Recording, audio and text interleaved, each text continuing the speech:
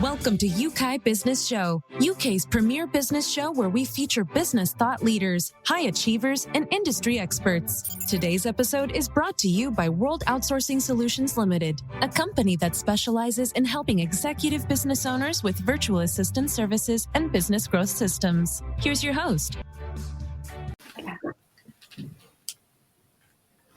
Hello everyone and welcome to the show. It's Trevor here with you on this episode. And before I introduce my guest, Lisha, I just want to ask you a few questions. So do you ever suffer from self-doubt? If you do, how quickly is it that you recognize it? We're human. We all do from time to time. Do you get anxious about embracing a new chapter in life, whether it's personally or professionally? Well, Lisha's a success coach and she helps high achievers navigate transitions with less stress and more joy. It's got to be a good thing, hasn't it? We can all learn something from her expertise. So whether you're actually navigating a big transition in life at the moment, whether it's business or personal, or if you're not at the moment, you will be at some point soon. Don't worry, they all appear to all of us. Or let me think about this one. Is there something that you've been wanting to do, but you've got in your own way, or you've talked yourself out of it and you've given up? Well, keep listening because Lisha can definitely help us. So without further ado, welcome to the show, Lisha Davidovits. Thank you. It's a pleasure to be here. Thank you for having me as a guest. It's brilliant. I'm looking forward to our conversation, definitely. Before we dig into some of the nitty-gritty about how you help people and just some of the issues that we all face from time to time, share a little bit about your journey that maybe brought you into the coaching business in the first place. Yeah, so I have always loved people, been such a people person. I remember being little and going with my mom to the nail salon only because I liked talking to the people that were there waiting to get their nails done and just asking them questions, hearing their stories. And so as I got older, I just had all sorts of great conversations with people, and I would talk to others and they would say, wow, that person told you that. People don't usually share those kinds of things. And so I realized that was a gift. I was able to connect with people, help them feel safe, and have them open up to me in ways that they maybe normally wouldn't, or just attract people that tend to be big sharers. And so keeping that with me as I went through life in different professions, I got to a point in my life when my children were in elementary school and I was ready to return to the workforce. And I was thinking about what is it that I want to do now in this new chapter of my life. And as I was exploring different options, I had a conversation with a friend of my husband's who was over for a meal, and we were talking, and he said, hey, can I talk to you about something? And I said, yeah, no problem. And he's like, well, I'm going through this situation where my family really wants something for me, but it's different from what I want for myself. And I'm really torn. And so he was asking me about, thoughts around what he should do, which direction he should go in. He was feeling pulled towards something and pushed by others. And so I was just listening to him as I would with anyone else. And at the end of the conversation, he said, that was so amazing. You answered questions that I had, questions I didn't even know that I had. You asked me questions that really made me think about the situation differently than I had before. And he was so excited and I was so excited. And I thought, this is what I want to do. This is kind of like what coaching must be like, is helping people navigate times of uncertainty, getting to a place other than where they are currently, bridging a gap. And so with that seed planted, I started looking into what exactly coaching was. And I thought maybe that's the thing for me, because I had worked for Dale Carnegie as a trainer and a coach years before. I had been talking to someone whose husband was a life coach, and that was really early on in coaching. And so all of that kind of led to me having this light bulb moment. And so as I explored what coaching was, what it would mean to get certified, what the earning potential was, everything was saying yes, yes, yes. And so I talked to my husband about it, and he fully supported me. So I went forth with, getting certified as a coach, and I loved going through all of the training. And ever since then, and starting my own practice, it's nothing but confirming that I am doing the right thing.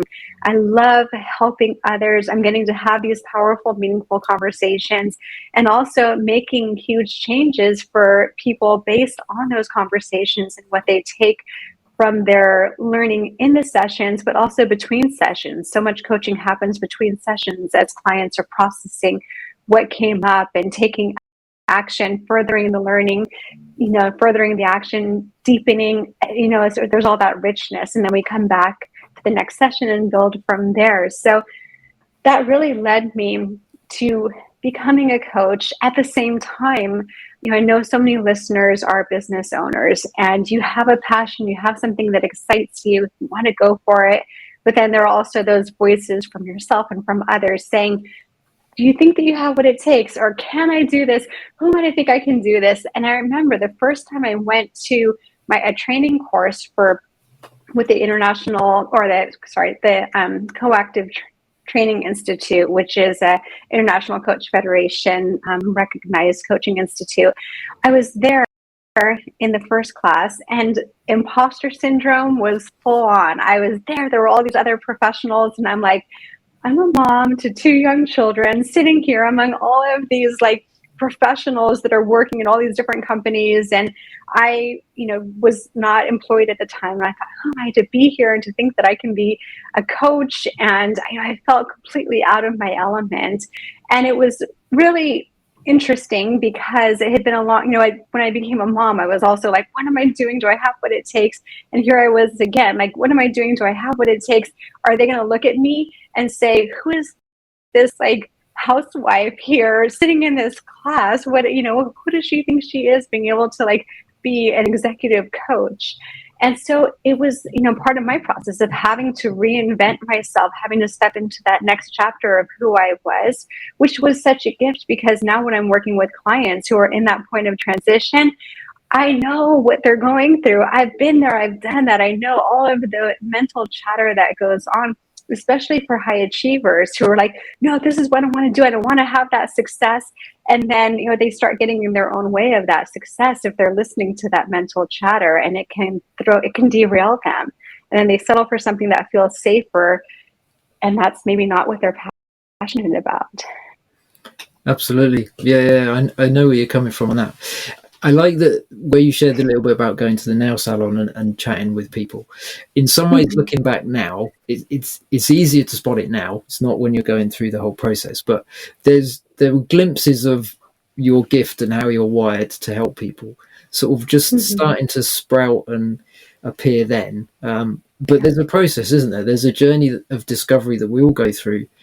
What is it that I'm supposed to do? What am I really good at in a way that helps other people as well? And sad to say, as you say, sometimes we talk ourselves out of it.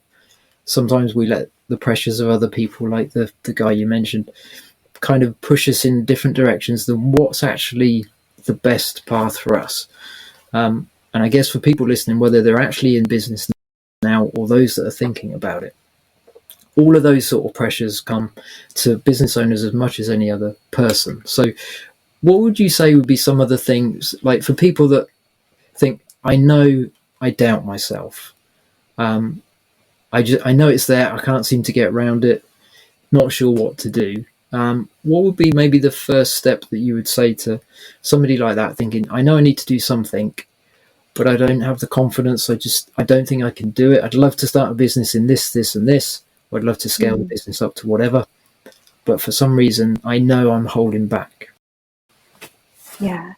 Well, what I love about that is that there's a spark that's there. There's something that is, you're seeing as you're being drawn to, and that's beautiful to have that, to have something where you're like, this is what I want. Because some people, they're like, I know this isn't for me, but I don't know what is, and then they're really lost at sea. But if you kind of have that North Star, then that's brilliant, because that can give you the courage. And as a coach, I help clients kind of fan the flame of what is it about that you really love, and what's important about that, and what's important about that. So it's finding that purpose, that deep meaning, making sure there's alignment in accordance with the Ikigai model, which says that you do what you love, find what you're good at, what the world needs, and what you can get paid for. And when you have all of that, then at the intersection, that's true fulfillment.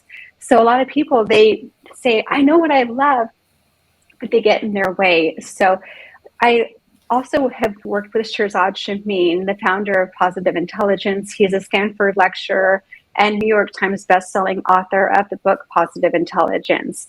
And I find that the research that is based on and the teachings that have ensued have been really, really valuable for myself and for clients, because he talks about how there's the sage. The sage is inner wisdom, and the saboteurs, which reside in a different part of the brain, that's fear-based. So the master saboteur is what you referenced, that judge. So the judge of self, I can't do this, I don't have what it takes, and there's that fear and that self-doubt. Judge of others, or judge of circumstances. So it would be like, I don't have the right people in my life to be able to pull this off. They're all, too inferior. So that would be judge of others, or judge of circumstances. Oh, we're still in the pandemic. It's not a good time to be going and, starting a business now. So it's that judgment of self, others, and circumstances that can really hold us back. And so there are ways to label it, to identify, like, what is the judge saying? What are maybe some accomplice saboteurs, such as the hyperachiever, which is a high achiever taken to the extreme, hyper rational, analyzing, scrutinizing everything, pleaser. Oh, if I do this, then I'm not going to have enough time for other people, and then they're going to be disappointed in me. Or the stickler, I'm not going to do it unless I know it can be perfect. Those are some of the thoughts that come behind those other saboteurs, the accomplice to that master judge saboteur. So it's labeling that. There's an assessment that one can take, and I offer it to clients or people, who are listening to this show. I'm more than happy to extend it to them. It's an assessment that takes 5 minutes, so you can find out what your saboteurs are. And once you know them, you can call it out. So it's not like, oh, I don't have what it takes. Then you can separate it and say, oh, look at that. My judge is telling me I don't have what it takes. As soon as we separate those words from ourselves, that's not me. That's what my judge is saying to me. Then we're at choice. Are we going to listen to that and let that determine what comes next? Or are we going to say, hey, you judge, there you are again. Go hang out over there in the corner. Have a nice drink. I'm going to go start sending some emails or taking some sort of action, because I know that I deserve to give myself a chance to see whether or not I can actually make this happen. And I'm going to take that first step starting now. So we can label it, and then we can shift into more of that sage, that wisdom, that courage, the positivity, compassion for ourselves, saying, hey, if I stumble, I'm going to be okay. At least I tried.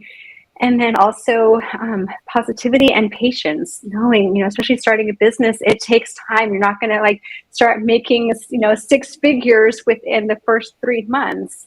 And so all of that, that comes from sage. And I work with clients to help them hone in on that. There are exercises that can strengthen the sage region of the brain, which actually over 6 to 8 weeks shows up in an MRI with increased gray matter in that area. So there is neuroplasticity that's involved, neural rewiring. And so those are also very powerful in kind of creating and accelerating that shift.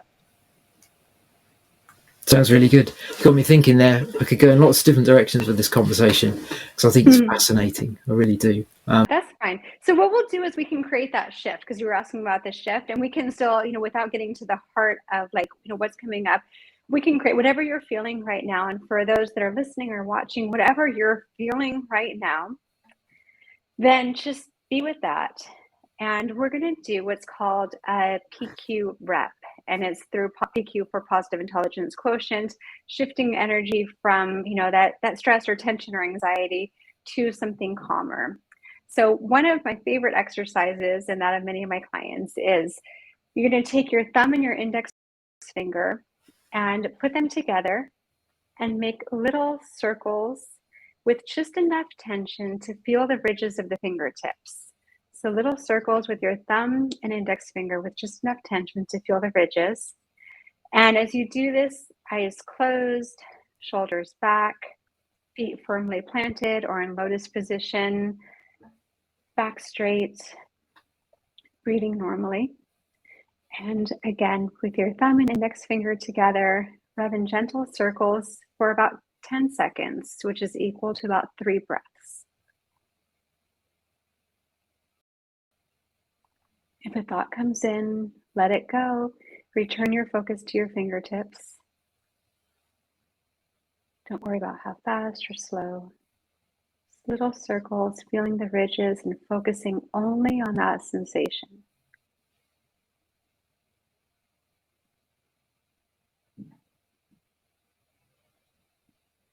Thought comes in, let it go.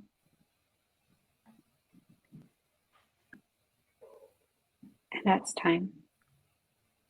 So for those listening or watching, I invite you to think about, what do you notice now compared to before we did it? And for you, Trevor, what are you noticing? To be honest, I was slightly distracted because I'm thinking, I hope people that are listening are actually doing this, because if they're not catching the video side of it, they're not participating. So yeah, it's difficult. I find it relaxing because you're zeroing in on one thing. When I discard those thoughts about are people actually participating and just focusing on the feeling of your fingers and that, it does help you relax and kind of stop you getting distracted by other things. Is that the right answer? I don't know what the right answer for that could be. Did I pass or have I failed? So what's interesting here is, like, I can hear you got, there's that thought of like, are people doing this? Are we losing people? There's the pleaser. That's a pleaser saboteur. And then, am I doing this right? Or, oh, did I just say the right thing? That's the stickler saboteur. Any stress or negative energy that comes up, that's saboteur related. So that's the thing, is that we let our saboteurs interfere with our experiences. And as you mentioned, once you let it go, then you are able to feel that calmness. And that calmness is what these reps are about. It's about creating a shift. And from that place of creating that shift, when you look at your situation that you're grappling with, then all of a sudden you can start to notice what you feel pulled towards the most. Looking at your options is, all gifts and opportunities. Then from that place of calmness, then you can notice physically, like, what do I feel drawn to, rather than trying to analyze, what should I do, what shouldn't I do? Because the best decisions are often guided by those physical sensations, not just, mental. Thinking about like Jeff Bezos and others who are the masters in their professions and, real innovators. They say, hey, I had this idea, I got this feeling about this idea, and I decided we needed to go for it. And then for the board, I came up with the data to back it. Usually it's that gut feeling. And then, they have data to back it, so they can say, like, based on the numbers, and this is why we went in this direction. And then they keep all the stakeholders happy. But it's really about, they wake up at 2 a.m. You're like, this is what I have to do. It's like when I decided I'm going to pursue being a coach, it was like, this is what I meant to do. So there's that trust that only comes from sage, that's only available from that calm place. So doing those reps with the thumb and index finger, they can also be done with breathing, and like focusing on your breath coming in and your breath going out, feeling the diaphragm expand and contract, or doing visual ones where you're looking at an object like the leaf of a tree and noticing it with such detail, focusing only on that. Or when you're like washing your hands with eyes closed to block out other distractions, focusing only on the feeling of the water on your fingertips. That brings you into that other place, that place of sage and curiosity, compassion, positivity, patience, and laser focus. Okay, no, that sounds good. So you do like an 8-week or so course on the mental fitness side of things as well. Is what you've been describing part of that, or is there a different aspect to that side of it? Because in some ways, if I'm hearing you correctly, it's like you're helping to focus in on who you are, or the real desire inside, without all of the voices, the clutter, the chatter from our minds or the world around us, our environment, to just kind of still ourselves, which is always a good habit to do regularly. If people don't do that, definitely find a way of doing it. And the way that Lisha's explained is a good way of doing it. To just zero in on one thing specific, isn't there? The challenge I find with that sometimes is I then start thinking of lots of different things. Okay, I'm nice and quiet, and then all these different thoughts come in. So is the mental fitness part of that program, or is that a separate element? Yeah, it's part of the program. And what you're noticing is it's kind of like monkey brain. We all have monkey brain. We're doing one thing and then we jump into something else, jump into something else. And so it's just like when you go to the gym and you're like, okay, I want to have stronger biceps. You need to do exercises to strengthen those biceps, and then eventually they get stronger. And the same thing is true with mental fitness. As you do the mental exercises, then you're able to develop the mental strength, so that you're not jumping out so often. You have that laser focus, you are able to stay in it. People end up being much more productive and more efficient because they are more focused, but they're also not letting themselves get pulled away by self-doubt, limiting beliefs, things that need to be just right. So many times people think, okay, this has to be just right. This has to be just right. And if they have that stickler saboteur, that stickler or the perfectionist will say, well, you know what, 80% has to be perfect. Really, it's only 20% that has to be perfect. The remaining 80%, good enough is good enough. And especially when we're out of our comfort zone, starting a new business, there's so much where we're like, okay, I need to do this just right, because if this isn't just right, then everything's going to fall apart. I have to figure out the social media. I have to get this many followers. The hyperachiever comes in where I have to hit these numbers. And so then we get stressed, we get burnt out, we get derailed. And going instead from that sage, strengthening the mental muscle, just like if you're going over a hill, maybe it's easy, but all of a sudden as an entrepreneur, you've got many mountains. And just like going to the gym, building the muscle to climb that mountain, then if you're looking at that obstacle as mental challenges, mental mountains, the stronger mental fitness will help you get over them with ease and flow, rather than having to struggle with every step. Okay, yeah. So if people signed up to the program, there's like a daily focus or plan of, this is how you start retraining your mind or quieting your mind to start with, and then focusing on certain things. I think it's huge. Mindset is huge, but also focus. For everyone running a business, like you say, we feel we have to do lots of different things. We might have a team, and then we have to manage those. We have to make sure they're learning in the areas they need to learn as well. So there's lots of different demands and lots of things to pull, but we do need to be focused on specific things that are actually going to grow the business or reach new clients or whatever, fill in the blank for people listening. But yeah, and discern what those are instead of chasing everything. And people read books and they attend conferences and they talk to others, but for long-term behavioral and emotional change, that only accounts for 20%. You think about it, you learn something in a book, how often do you then go back to your old ways? Or you go to a conference and you're like, yeah, I'm going to do this differently. This is great. I'm ready. And then it starts to kind of fall off. And so that's why for that long-term change, 80% of what accounts for that is the mental fitness, is strengthening the mental muscles. I work with so many clients where they've been like, okay, yeah, I want to do this, I want to do that. And then we talk again and they say, yeah, I didn't do that. Why? Fear, self-doubt, concerns, those things came up. Those are saboteurs. And as they go through the program and that mental fitness starts to get stronger, that right region of the brain where you have access to curiosity, patience, positivity, compassion, all of a sudden they're doing things and saying to me like, I can't believe I did that. I never would have done that. And it's like, yes, that's because now you've got that muscle to make it feel easier rather than pushing through. Yeah. And That's people really are happier as a result. Yeah, no, absolutely. I totally agree. I know where you are. I've seen the difference in my life as I'm working through strengthening my mindset and helping others to do the same thing. And it's an ongoing thing, isn't it? It's like you don't nail it once and then never have to think about it. It's developing the habits that then become natural. It's the new habits in the subconscious that then helps you just make the right decisions, focus on the right things easier. You still have to tweak it now and again. You're Exactly. right. Definitely. It's like if you grow a tree, an apple tree, and then you're like, oh, great, it's bearing fruit. There are apples. Okay, I'm done. Well, you can't just stop looking after the tree. You still have to like maintain and water it, or you go to the gym, you're not like, great, I've got a 6-pack now, I'm done. Well, no, you have to maintain and continue to further and deepen it to get the Absolutely. results you want. Yeah. 6 packs for more than just the photos on Instagram. For Absolutely. sure. This is brilliant. We've run out of time. I knew we would. It's always good to chat about this stuff, and it's been really helpful what you shared, because we've only really touched on a few areas, and we've gone a little bit deep on some, which is good.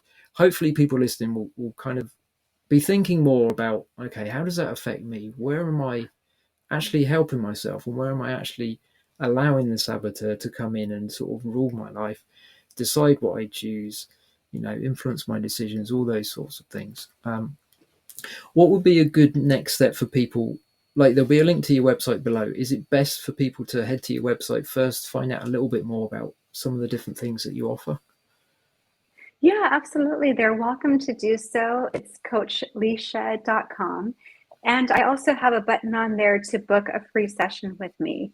And it's a free success boosting session, or on the mental fitness page, there's a free mental fitness boosting session. So we can just talk about what's going on in your life. And if this mental fitness is interesting, then I'm happy to send a link to the free Saboteur assessment, and we can unpack that together during the call. Okay, no, that sounds really good. Thank you for what you shared. It's been really good. B, I feel like we've run out of time too quickly, but it's been good. It's the first step. But maybe for people listening, we're all at different stages of our journey. It's probably worth, let me just reiterate this or clarify this, just as we wrap this episode up. So Lisha said she discovered that she wanted to become a coach, or that coaching was the next step to her, through a discussion. There's levels of coaching with discussions. You can have just a conversation with a friend, and that can help. But what Lisha and I have experienced, and what we offer as well, is a lot more in depth than that. It's having set times where you really unpack what's going on, how things working out, what do I need to change. And there's reasons why coaches become qualified, because we learn how to help in that area. So by all means, if your first step is chat to a friend, chat to somebody. We have to talk about stuff. The way we're wired as humans, we have to express ourselves. We have to chat. Get it out of your head. It makes more sense when you chat to it. Then if you want to go through and consider a coaching option, then definitely find out what Lisha offers, the different things that we've just touched on, but there's more on our site as well. Explore, because you don't really know the benefits of coaching until you experience it. That's my experience, and that's what I've seen with my clients as well. So true. It's a step of faith in some ways. It's like, I'm not really sure what it's going to look like, but it's part of getting clarity, part of going forwards, and it can make a huge difference, and you can save so much time if you just try and figure it out yourself. Everybody, all of us at different times, need external input from other people to really help draw out the maximum potential that we have. And we believe in you. That's one of the reasons why we have this podcast. We want to help you transform your business, your life, outside of work, outside of business as well, so that you can become all that you can be. And if you're getting thoughts of self-doubt, head to Lisha's website, find out a bit more. Seriously consider it, because it can really help you. I know I'm biased. I would definitely recommend coaching to everyone. I'm sure Lisha would as well, because we've experienced it ourselves. But I just want as Trevor mentioned too, like you can't fully know until you have experienced it. And a lot of coaches, including guessing you and I as well, we offer free sessions, so you can kind of take it for a test drive, and everyone should experience it before they invest in it, to make sure it's right for them and the chemistry with that coach is right for them. Yeah, absolutely. And if you have the free session and you think it's really good, I want to go away and think about it, that's fine as well. There's no pressure, there's no hard sell. It's just an opportunity to explore. So it's really good. I think it's important that there's different elements. People label coaching differently. I'm very passionate about the pure element of coaching rather than mentoring. I do mentoring as well, but that's a separate discipline. So it's really good that we've had this conversation. You've been able to share some of just a little bit of how you can help clients going forwards. And for everyone navigating change, just get help from someone, somewhere. It makes the whole process better. The right people, don't just grab anyone. Make sure you're getting help from the right people, and they can really speed things up for you. So lots more we could chat about, but that's it for today. Thank you again, Lisha, for your time and for sharing what you have. It's been really good. Always My pleasure. Thank you. It's brilliant. And for everybody listening, as I say, make sure you take action somewhere, even if that's taking time aside to just think about how can I let what I've learned, what I've heard today, impact my future to make it better. I will leave you to ponder. We will leave you to ponder there. Thanks for joining us, and we will catch you next time.